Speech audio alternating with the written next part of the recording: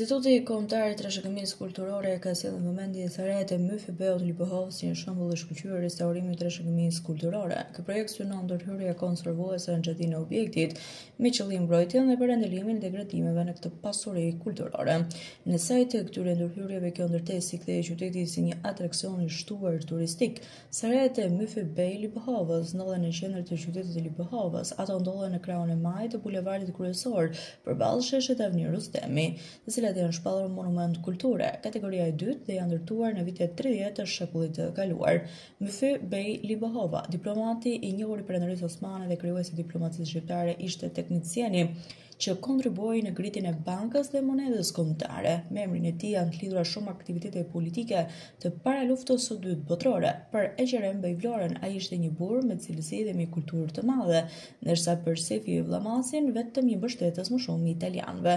Këtë e ndjen po të shkosh në Lipohovë, sepse të gjithë ata që janë në qytetin e vogël, të cilën paraardhësit tyre i bërin në prefekturë, tregojnë me respekt varin e tij. Repet që mbulli me duart e tij gati 100 vjet më parë dhe patjetër Sarajat e familjes Lipohova.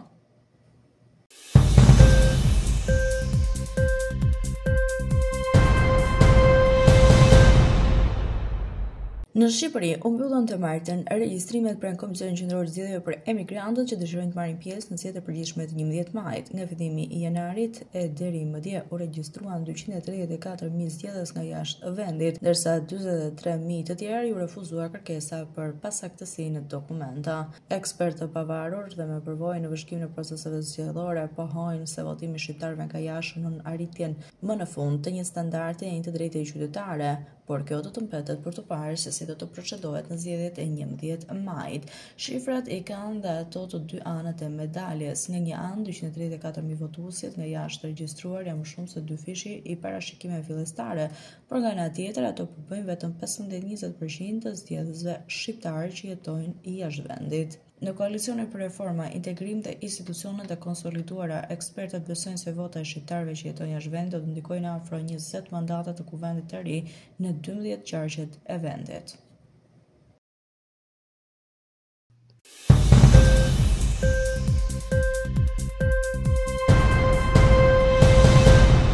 Për vitin 2024, Shqipëria renditet e para për sa i përket rritjes më të madhe të numrit të turistëve. Organizata më e madhe botërore e turizmit, në të cilën janë shtetet anëtare të OKB-s, rendit Shqipërinë të parën, e cila ka një rritje në 80% në numrin e turistëve në vitin 2024, krahasuar me vitin 2019. Arabia Saudite rendit e dyta me 69% dhe Kolumbia me 37%. Viti që lan pas rezultoi një tjetër vit rekord për turizmin me 11.7 milion vizitorë të huaj, ndërsa ky numër pretendohet të shkojë në 12 milion turistë. Ndërkohë, këtë vit Shqipëria është vendi i nderit në panairin global të turizmit në Berlin, që është panairi më i madh në botë.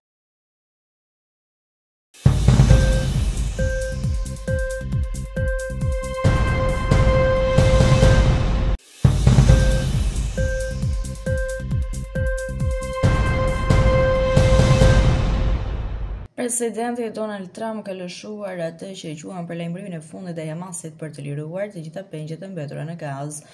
Presidenti amerikan shkroi në rrjetin e tij Truth Social, mes të tjera se po i dërgonte Izraelit diçka që nevojitet për të përfunduar detyrën. Më herët presidenti priti në shtëpinë e bardhë 8 ish pengje. Gjua e ashpër vjen ndërsa shtëpia e bardhë të mërkurën se zyrtarët amerikanë janë angazhuar në bisedime dhe diskutime të vazhdueshme me zyrtarët e Hamasit, duke tërhequr nga një politikë e ka hershme e Shteteve të Bashkuara për të mos u përfshirë drejt për drejt në bisedime me grupin militant. Konfirmimi i bisedimeve me kryeqytetin e Katarit Doha vjen pasi armpushimi mes Izraelit dhe Hamasit mbetet i çekuilibruar.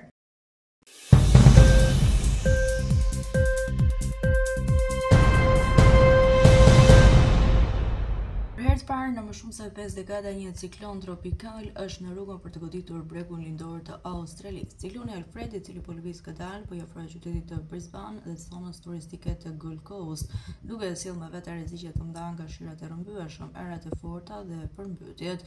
Sipas Byros Australiane të Meteorologjisë, Alfred pritet të prek tokën mes natës së të enjtes dhe mëngjesit së premtes. BOM ka paralajmëruar se fred mund të sjellë mbi 800 mm shi në disa rajone, duke shkaktuar përmbytje të shpejta dhe rritje të lumejve. Erat e fuqishme dhe baticat e larta mund të përkeqësojnë gjithashtu erosionin bregdetar, duke rrezikuar vijën bregdetare të zonës. Autoritetet kanë dhënë paralajmërime për banorët që të përgatiten për kushtet ekstreme të motit. Kryeministri i Queen Island David Crisafulli u bëri thirrje qytetarëve të ndjekin udhëzimet zyrtare. Ciklonet formohen kur uji i detit arrin temperatura mbi 27 gradë Celsius në pranitë e erave të qëndrueshme dhe pa ndërhyrje të forta atmosferike.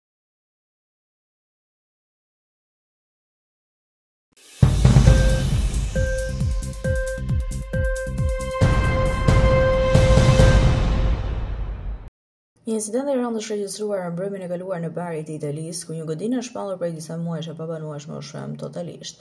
Autoritetet kanë shkuar me shpejtësi në ngjarje dhe po heqin rënojat e shpërndarë kudo, pasi mendohet se një grua ka refuzuar të largohet nga pallati dhe dyshohet se ka qenë brenda kur ai është shembur. Dyshimet bëhen më të forta pasi zilja celulare të gruas vjen të dëgjohet në rënoja. Forcat të shumta policie kanë rrethuar zonën teksa është ndërprer energjia dhe gazi për të shmangur ndonjë incident më të rëndë.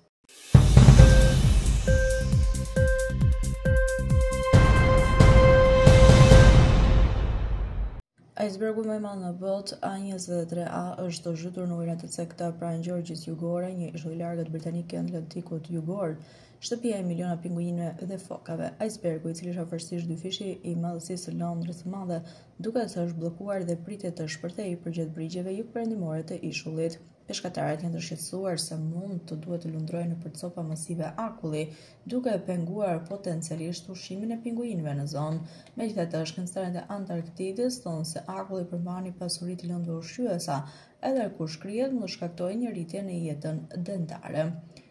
I gjithë universi i ekosistemit në det të hapur është duke u shkatruar nga një pllak masive akulli që gërvishtet përgjatë dyshemes së detit.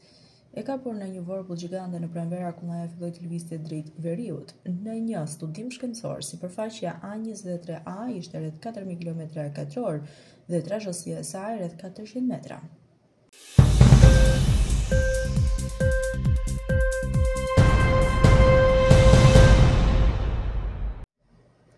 Autoritetet greke kanë theksuar se siguria mbetet prioritet kryesor, ndërsa shkollat dhe bizneset po rihapen në ishujt e qiellit pas javësh të tëra me aktivitet sismik.